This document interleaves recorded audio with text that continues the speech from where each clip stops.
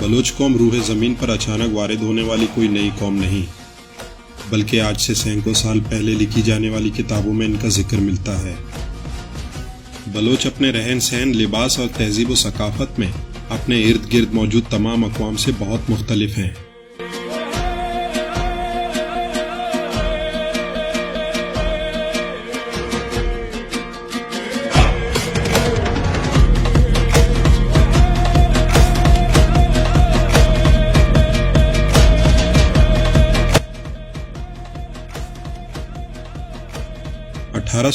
में रॉलिंसन अपनी किताब में लिखते हैं कि लफ्ज़ बलोच एक बेबीलोनियन यानी बाबुली बादशाह का नाम था।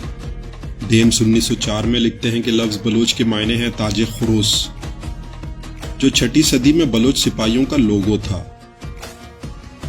जबकि हर्सफेल्ड ने 1908 में अपनी किताब में लिखा कि बलोच के मायने ऊंचा बोलने के हैं। और कुछ लोग ये भी मानते हैं कि लफ्ज़ बलोच 2 अल्फाजों का मजमुआ है जो संस्कृत के हैं, बल और ओज।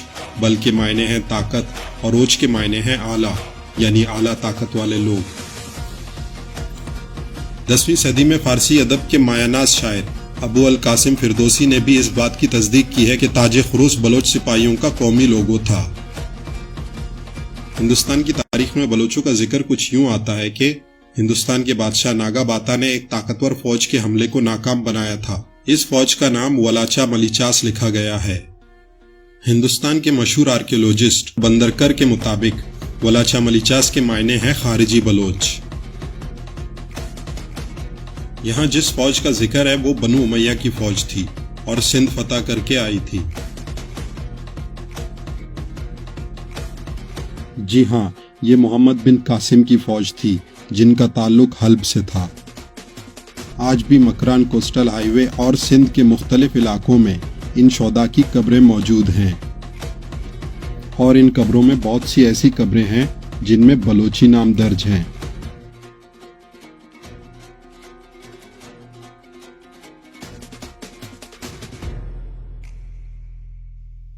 ज्यादातर ये कहा जाता है कि बलोच कौम का ताल्लुक हल्ब से है, जो कि शाम में है, और ये अरबों की औलाद में से हैं। आज भी एक बड़ी तादाद बलोचों की हल्ब में आबाद है, लेकिन इसके तारीखी शवाहिद नहीं मिलते कि बलोच कौम अरबों की औलाद में से है, और ना ही बलोचों की रिवायत, तहजीब व सकाफत और जुबान अरबों से मुशाबियत रखते हैं। लेकिन इस बात के शवाहिद मिलते हैं कि बलोच कौम का ताल्लुक कैस्पियन सी यानी बहरे गीलान के मशरकी और जुनूब मशरकी इलाके से है। दुनिया अदब की सबसे बड़ी और सबसे मशहूर किताबों में से एक किताब शाहनामा फिरदौसी है। 10वीं सदी में लिखी जाने वाली इस किताब में बलोच कौम का जिक्र है। इस किताब को बुक ऑफ किंग्स यानी बादशाहों की किताब कहा जाता है। इस किताब में लिखा है कि बलोचों का ताल्लुक ईरान के शुमाली इलाके से है। तेहरान भी ईरान के शुमाल में और कैस्पियन सी के जुनूब मशरिक में है। ईरान का सबसे ऊंचा पहाड़ भी तेहरान में है, जिसका नाम कूह अल-बुर्ज है। बलोची में बुर्ज के मायने हैं ऊंचा, जबकि लफ्ज़ बुर्ज फारसी में मौजूद नहीं। फारसी में ऊंची चीज के लिए लफ्ज़ बुलंद इस्तेमाल होता है। 7वीं सदी में जब अरबों ने ईरान में अपनी हुकूमत कायम की तो उन्होंने लफ्ज़ बुर्ज के साथ अल का भी इजाफा कर दिया। इसके अलावा ईरान में एक बहुत बड़ा सहरा है जिसे दश्त लुट कहा जाता है। लफ्ज़ लुट भी फारसी डिक्शनरी में मौजूद नहीं, और बलोची में लुट का मतलब है बहुत बड़ा। ईरान के शुमाल में एक जंगल भी पाया जाता है जिसका नाम है तुस्किस्तान। इस जंगल में एक खास किस्म का दरख्त पाया जाता है जो नोकीले कांटों से भरा होता है। इस दरख्त का नाम तुस्क है, लेकिन लफ्ज़ तुस्क भी फारसी जुबान में नहीं मिलता, जबकि बलोची में तुस्क का मतलब है नोकीला। इसी तरह अलवंड नामी एक पहाड़ भी ईरान में मौजूद है, और इस पहाड़ के बड़े बड़े टुकड़े या हिस्से हैं। इन टुकड़ों या हिस्सों को आप इन तस्वीर में वाज़े तौर पर देख सकते हैं। बलोची में वंड हिस्से को कहते हैं, जबकि ये लफ्ज़ ईरान की किसी दूसरी जुबान में मौजूद नहीं।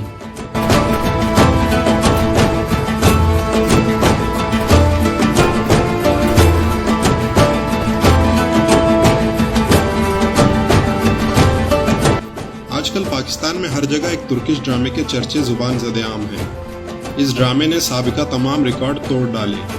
अर्तुगरुल गाजी नामी ये ड्रामा तुर्की से भी ज़्यादा पाकिस्तान में मकबूल हो गया है। इस ड्रामे का एक रिकॉर्ड ये भी है कि सिर्फ 15 रोज़ में यूट्यूब पर 10 लाख से भी ज़्यादा सब्सक्राइबर हो गए। तुर्की में इस ड्रामे की पहली किस्त को 5 सालों में 1 करोड़ 20 लाख बार देखा गया है, जबकि अगर पाकिस्तान की बात की जाए तो इस ड्रामे के पाकिस्तानी यूट्यूब चैनल पर पहली किस्त को सिर्फ 3 हफ्तों में 2.5 करोड़ से ज़ायद बार देखा गया है। इस ड्रामे में मुख्तलिफ जगह बलूची सकाफत को अय्या किया गया है और ये भी दिखाया गया है कि काई कबीले में भी बलोच रहते थे।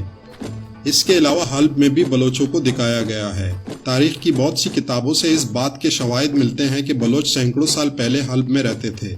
आज भी बलोचों की एक बड़ी तादाद वहां आबाद है। चंद साल पहले की जाने वाली मरदमशुमारी के मुताबिक तुर्कमेनिस्तान में बलोचों की आबादी 1 लाख से ज़ायद है,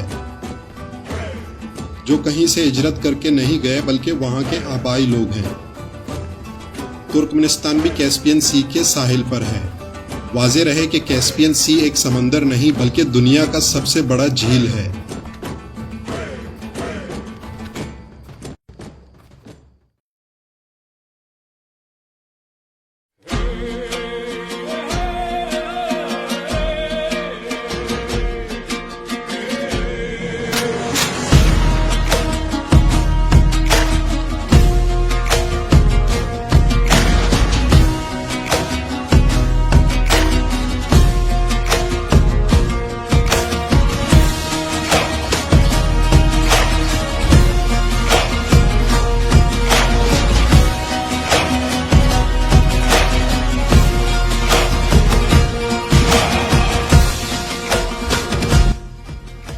अब सवाल ये पैदा होता है कि काई कबीले का ताल्लुक कहाँ से था। अर्तुगरुल गाजी का ताल्लुक अहलद से था, जो कि कैस्पियन सी के मशरिक में है। यही इनकी जाए पैदाइश भी है। सीजन 2 में मुख्तलिफ इकसात में अहलद का जिक्र आता है। काई कबीले ने वैन नामी झील और कैस्पियन सी के दरमियान मुख्तलिफ इलाकों में हिजरत की और इस बात के तारीखी शवाहिद मौजूद हैं कि बलोचों का ताल्लुक कैस्पियन सी के मशरिकी इलाके से था। नसीर दश्ती अपनी किताब द बलोच एंड बलूचिस्तान में लिखते हैं कि बलोचों का पुराना नाम बालाचिक था, जो बालाशगान के रहने वाले थे। बालाशगान भी कैस्पियन सी के मशरिक और वैन झील के दरमियानी इलाके का पुराना नाम था, जैसा कि आप इस पुराने नक्शे में देख सकते हैं। आज इस इलाके का कुछ हिस्सा तुर्की और कुछ हिस्सा अजरबैजान में पड़ता है।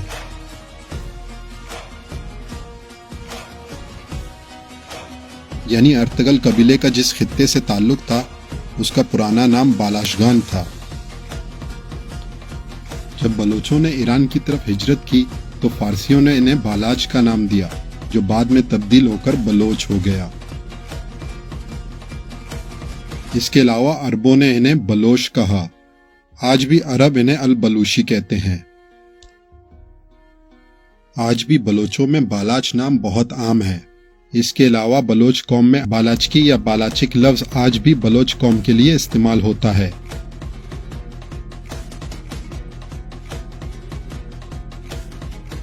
ईरान के मगरबी इलाकों से लेकर तुर्कमेनिस्तान तक और तुर्कमेनिस्तान से लेकर वैन झील तक आज भी लाखों बलोच रहते हैं, जो कहीं से हिजरत करके नहीं गए बल्कि वहां सैकड़ों साल से आबाद हैं।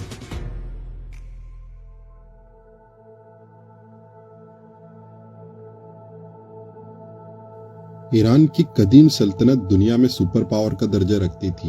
ईरानी तारीख के 8 बड़े सल्तनतों में से एक सल्तनत का नाम पैरथियन एम्पायर है, जिसे फारसी में अशकानियन यानी अशकानियों की सल्तनत के नाम से जाना जाता है, जो 250 कबल मसीह के दौर में कायम थी। बहुत कदीम होने की वजह से इस सल्तनत के बारे में बहुत कम मालूमात मैसर हैं। बलोची लिबास में अगर हम सबसे मुनफरिद जुज की बात करें तो वो 3 हैं। एक बलोची शलवार, दूसरा पंदोल और तीसरा बलोची चवट। अगर हम अशकानी सल्तनत के आसार कदीमा को देखें तो हमें ये तीनों चीजें वाज़े नजर आती हैं। हम ये जानते हैं कि मुजस्समे आम लोगों का नहीं बल्कि शाही खानदान के अफराद का बनाया जाता था। अगर आप इस मुजस्समे को देखें तो पंदोल वाज़े तौर पर देखा जा सकता है।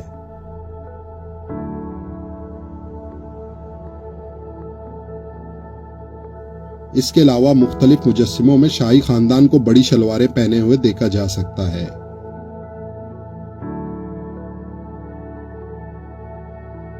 یہ شامی نام کا مجسمہ ہے جسے ایران کے قومی عجائب گھر میں رکھا گیا ہے۔ ایران میں یہ بحث کافی عرصے سے چلی آ رہی ہے کہ اشکانی سلطنت بلوچوں کی تھی یا نہیں، لیکن ایک بات واضح ہے کہ اشکانیوں کے لباس سے قریب ترین مشابہت بلوچوں کے لباس کی ہے۔ ایک اور دلچسپ بات یہ ہے کہ اشکانی نام سے ملتا جلتا لفظ آسکانی نامی قبیلہ آج بھی بلوچوں میں ہے۔ پارتھین امپائر یعنی اشکانیان کے بعد ایران میں ایک اور بادشاہ گزرے جن کا نام بالاچ تھا۔ مشرق اور مغرب میں لکھی جانے والی مختلف تاریخ کی کتابوں سے یہ بات ثابت ہے کہ بلوچ سپاہیوں کے ہیلمٹ پہ تاج خروس کا نشان ہوتا تھا۔ یہ ایران کے بادشاہ بالاچ کے زمانے کا ایک سکہ ہے جس پہ بالاچ کی تصویر بنی ہوئی ہے۔ اگر ہم غور سے دیکھیں تو بادشاہ کے تاج پر تاج خروس کا نشان دیکھا جا سکتا ہے۔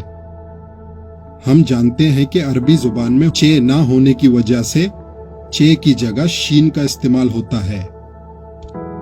جب عربوں نے ایران کی تاریخ لکھی تو انہوں نے بالاچ کی جگہ بالاش لکھا۔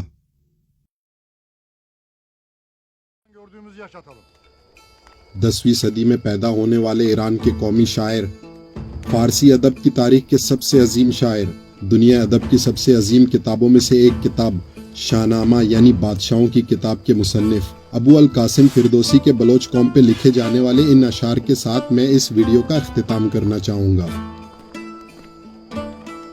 سپاہش زگردان کوچ و بلوچ، سگالید جنگ و بر آورد و خوچ، کسی در جہان پشت شان ندید، برہنے یک انگشت شان ندید۔